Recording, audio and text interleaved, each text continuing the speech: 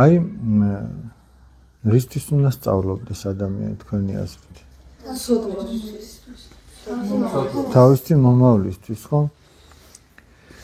ხო და მოდის ჩვენ სწავლას თუ ესე შევხედავთ, რომ ეს არის ჩვენი ოცნებების ასრულების შესაძლებლობა. ხო, აი რაღაც.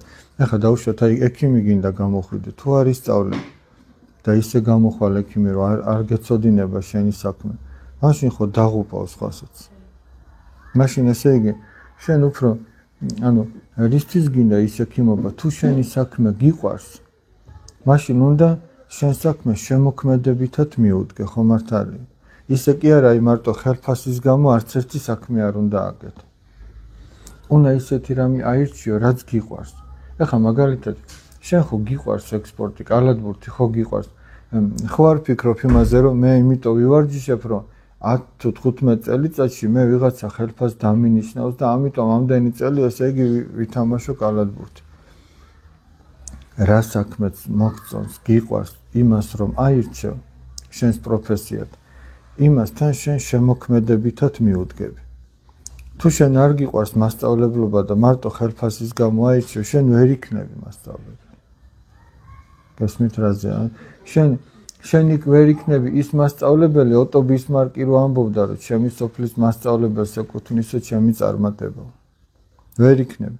შენ თუ დაუშვათ არ გიყვარს რომ ექიმი იყო და ვიღაცის ჯანმრთელობაზე იზრუნო, შენ იქნები იცი როგორი ექიმი, მოვა პაციენტი შენთან და პირი უნდა ძალით გაგაღებინო, რომ რაღაცა გათქმევინო და ესე უნდა შეხედო, გეზარებოდეს, რომ აუხსნა. მე ვიცნობ ისეთ ექიმებს, ესე იგი აი რომ დაგიღეჭავენ ყველაფერს. შენ შეიძლება სამედიცინო ტერმინები სულაც არ გესმის, მაგრამ შენ აი მაგალითად კალათბურთელი რომ იყო, მას შეუძლია რომ კალათბურთის ენაზე აგიხსნას შენს ორგანიზმში რა ხდება. გესმის და ხო კარგია ეგეთი ექიმი. და იცი რატო ეგეთი ექიმი? რომ ის თავის საქმეს შემოქმედებითად მიუდგა. და არ მიუდგა მარტო ზოგჯერ შეიძლება ჩვენ გითხრან სამედიცინო ტერმინები თავზე დაგვახვიონ და ვერ გავიგოთ რა გითხრეს.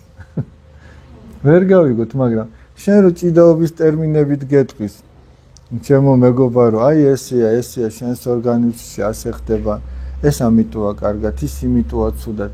შენ მიხვდები, რომ ის ექიმი კი არ არის მარტო, ის უკვე ხელოვანიც არის.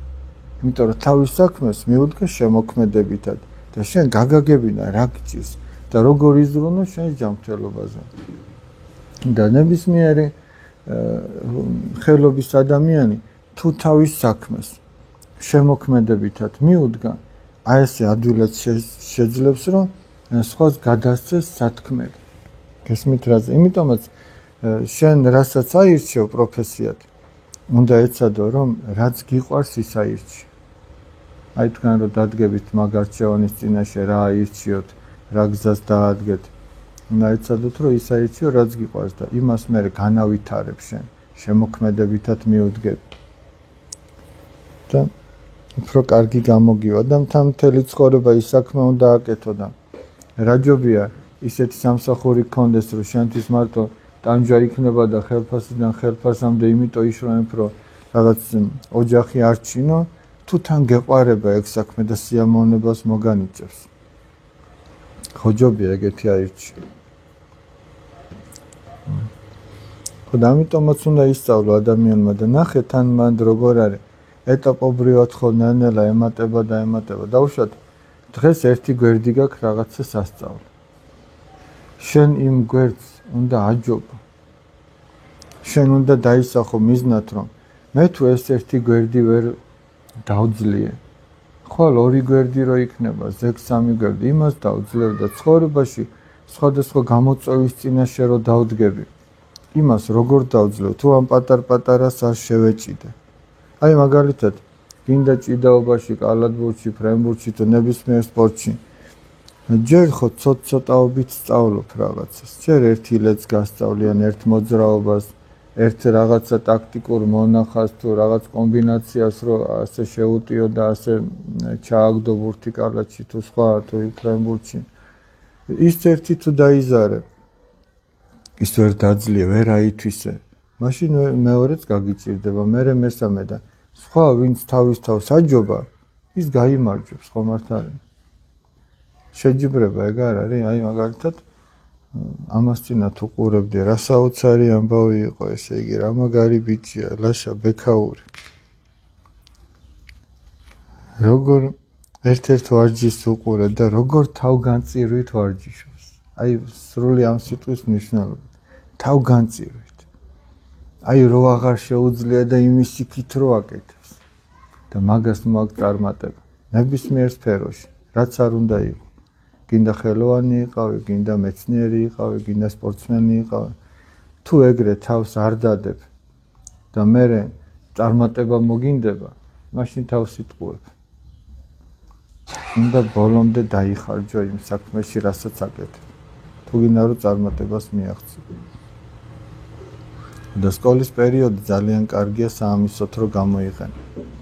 იმიტომ უნდა გადადო გვერდზე შენი ეგრეთ წოდებული შეყვარებულობის ამბები ცოტა ხნით უნდა როგორც მინდა პაისი ათონელი ამბობს ცოტა ხანი მაცივარში უნდა შეინახო ეგრე ამბობს უნდა მაცივარში შეინახო და მიხედო შენ საქმეს და დადგება ის დრო როცა უკვე შენ შეგეძლება ეს ყველაფერი თუმცა ახლა იმასაც ვერ იზამ რომ ვიღაცა მართლა შეგიყვარდეს და თქვა რომ მოდი 1-3 წლის მერე გავაგრძელოთ ეს ურთიერთობა. თუმცა რაც თავში ვთქვი, იქ უნდა ეცადო რომ სუფთა და გულწრფელი იყოს ეს ურთიერთობა და არაფერი ზედმეტ.